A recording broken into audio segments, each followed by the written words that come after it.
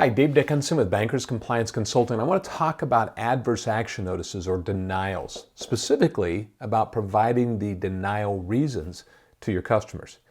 Did you know that you don't have to tell them why you're denying them, at least initially?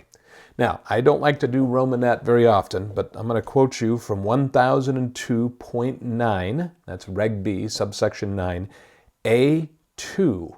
Now, there's two Roman numerals. The first one says, give the customer the reasons. And we've got those model forms when limited credit experience, delinquency with others, collaterals not sufficient, those kind of things.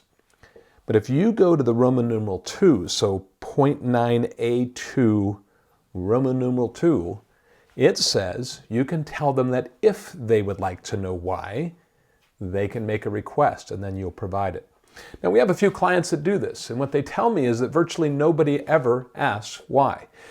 Now, why is that? Because most of the time when your loan officers contact the customer, they say, I'm sorry, we can't do this loan, and here's why, and they probably verbally tell them.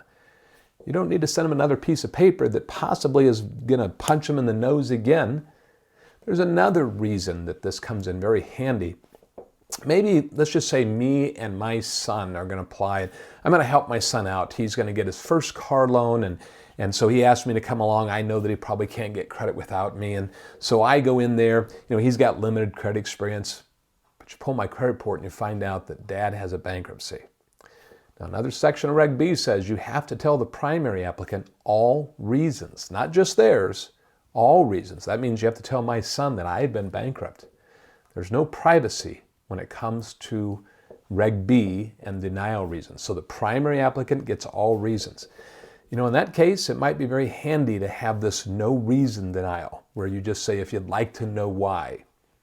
Again, probably not going to get a call on that. Now, you might say, but Dave, we're going to send out a denial, and then what if they do ask for it? We have to send out another one.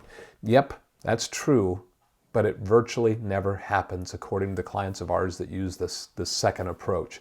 So maybe it's just some other tool that you want to know that you can do it this way when you have that situation. Or possibly you always want to send out the no reason denial. I bet your loan platform has this form and you may just not know about it. So why are we giving the reasons for denial when we don't have to?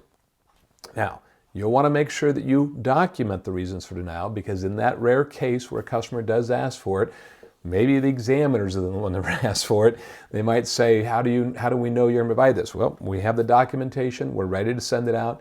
Those clients of ours that use this approach typically are filling out a denial form, marking the boxes in a sense of saying, this is what we provide if we have to. But let's send the no reason denial. So just an alternative way for you to think about sending adverse action notices if you didn't know you could do it that way. I hope this helps.